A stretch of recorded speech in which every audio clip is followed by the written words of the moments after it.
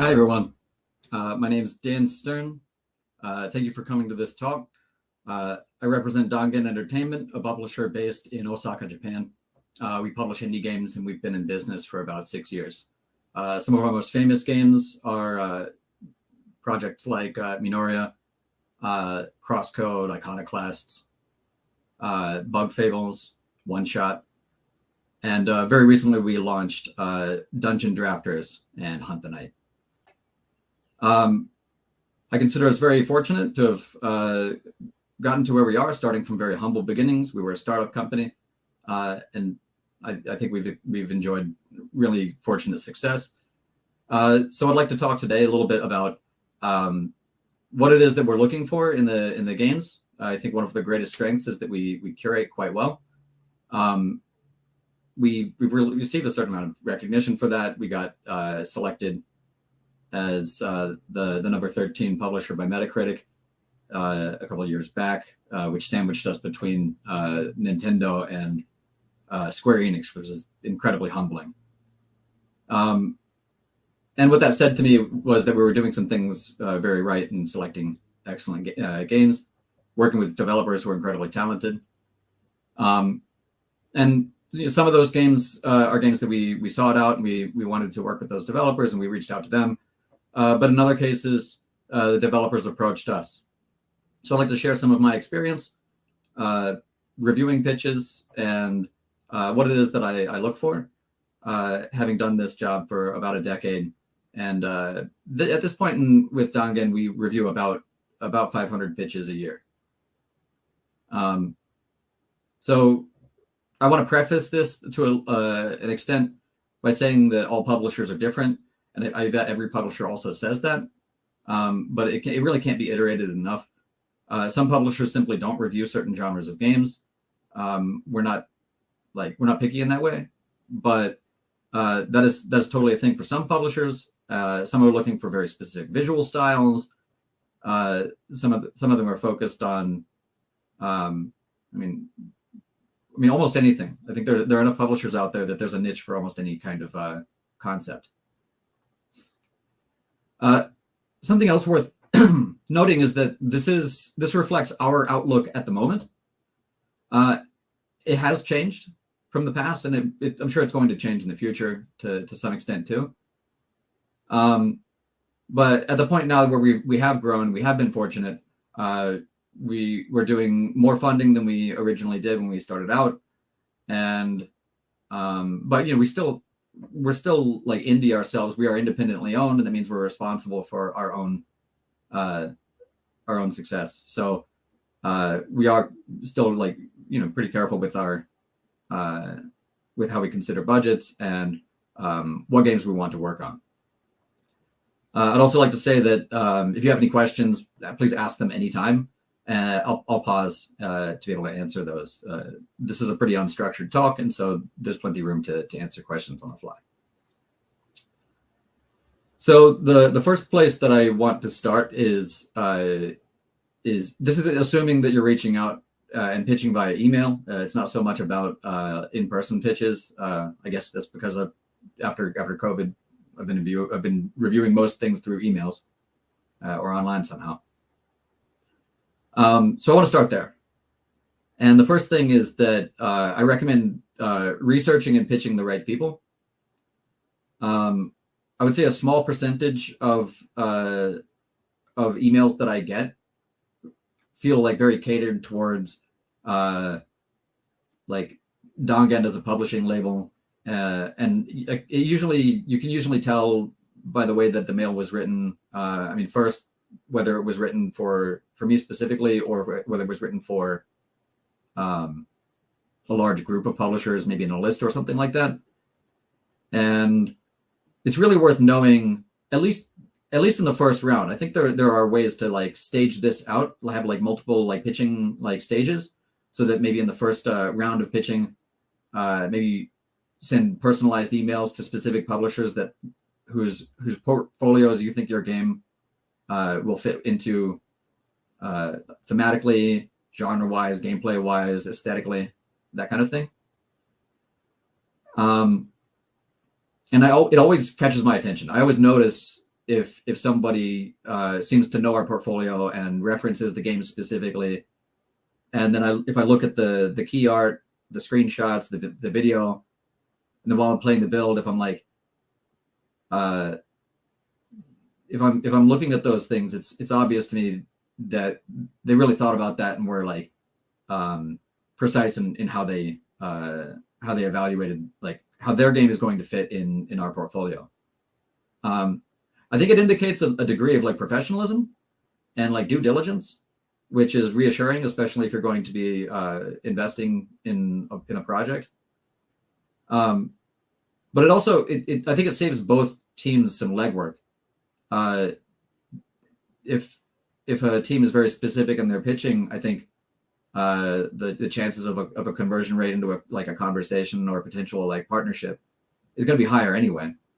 And it can save time for publishers, which they may or may not remember, but later on. But it does happen sometimes that you'll later on see a name that seems familiar. You're like, oh right, I remember talking to this person before. It wasn't a fit that time, but like we had a really good like experience conversing. So all of those things really matter, especially like being specific. I recommend pitching directly, not necessarily in like not necessarily. Never. I would recommend not using mass emails at the very least in the first stage of pitching. If there are publishers that you want to work with, make sure to send them a personal email. Look up their email, like their website, and find their contact email address somehow, and then send them something directly rather than in like a CC or BCC. In fact, the next point that I have here is don't ever use BCC. You can't tell who else is in the BCC, but it feels so impersonalized and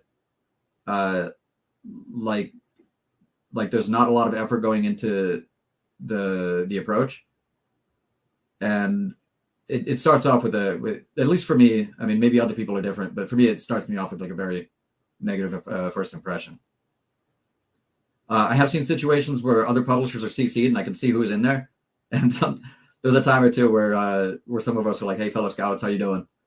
And that was kind of funny, but I don't think it was for the best for that pitch.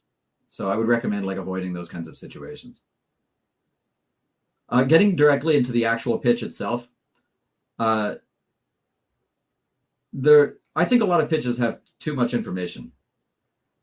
And I tried to write out some notes on where I look first. The first thing that helps is showing great art immediately. One of the best pitches I ever got was Lost Ruins. Lost Ruins has been a huge success for us. The developers have earned a lot on the project, and we've just had a great partnership. And the first thing that caught my eye was it was key art. It was an illustration. It wasn't even in-game art, but it was astounding. It was really good. And I saw that, and I was like, "There's almost no chance that the game art is not going to be great too." And it was. It was at a very strong pixel style. It was using Unity particle effects that made it stand out significantly from other games in the genre. But initially, I saw the key art, and I was like, "That's great. I wonder what the game looks like." I saw screenshots of the game, and I was like, "That looks great. I want to see a video." The video looked awesome. But each time, I'm getting more and more interested. But the initial because any publisher is always going to have like a lot of different things going on. I'm sure they're all reviewing a lot of different pitches, and likely the person who's reviewing pitches, that's not their only duty, so they're going to have other things going on too. You want to, as quickly as possible, like guide them right into what's going to make them most excited. So great key art or screenshots into GIFs, into video, into gameplay is an excellent flow. I would definitely recommend having a video easily accessible from the email, embedded or linked, so that immediately the publisher can click that and start watching. Likely, especially if they're busy, they may like flip through a little bit to get like a very quick idea, then rewind and watch the whole thing if they're already like seeing something that they like in it. But it's an important like aspect of giving them quick information that they can use to evaluate and understand. Like I need to, like they're going to perk up if what they see is something that they like, and and that helps to lead directly into a more fruitful conversation. I recommend keeping the deck itself slim. Make sure that the budget is clearly visible. Like I said before, like this reflects our own current outlook. We're still growing and we're investing more than we ever have. And I think in the future we're going to be investing more than now. But budgets are going to be a concern for every single publisher. And making sure that information is easily visible and in a place where they expect to find it. Usually it's on like the second to last page of the deck or something like that. They'll probably go look there. Make sure that those things are easy to find, and it helps if you have like something quick that they can parse out and understand quickly, as well as like a more detailed breakdown of how the budget's going to be spent, what are the personnel, what are their specialties, and if they've shipped games, then sometimes it's helpful to give some information on what have they worked on in the past, so you can get an idea of like what the portfolio is for the team. I think coming back to the idea of there being too much info in most pitches, I would recommend focusing on what is the most important stuff about the game. If the story is the most important thing, then I think it is worth focusing on the story. Loretta is one of the other best pitches that I've received, and it started off. The art looked nice, and I was curious because of the art, but at the same time, that wasn't like the single best selling point. The best selling point was a single line that said it summarized the story as a woman in 1944 self-crafts her own living nightmare by murdering her husband and has to live with the consequences. And I read that and I was like, that is a great elevator pitch. I have to know what the story, how the writing is in the game. And I played the build, and by the end of the demo, I knew that I wanted to work with this game. I actually don't remember what the rest of the pitch was about. That the almost singular focus on the story for that one, and that is like almost all of the gameplay in the game, was what I needed to know most in order to understand and care and like start to fall in love, which is exactly what you want. So if the game is about gameplay, if it's about puzzles, make sure that that's like a central focus and highlight it, displaying like why this aspect of the game is so good that people will want to play it and remember it for that. And then I think it's fine, I think, to summarize some of the other context and let publishers ask questions. They will ask questions if they want to know more about story for a game that is pitched as an action roguelike. They'll ask. But I would give maybe a single slide dedicated to 3 or 4 other points about the game, just giving a quick highlight without spending too much time on it. I think that I definitely see a lot of pitch decks that upsell sales forecasts in a way that I don't think is realistic. And the common trend, I think, is for pitch decks to compare a new IP. It'll be like an action roguelike, and in landscaping the market for action roguelikes, the metric will tend towards it'll be like Hades, Curse of the Dead Gods, and Dead Cells, or something like that. And those are all like absolute smash successes, especially Hades is like one of the most popular games of the modern era. It's better to pick, I think. I would pick games that are successful to a degree that correlates to your budget.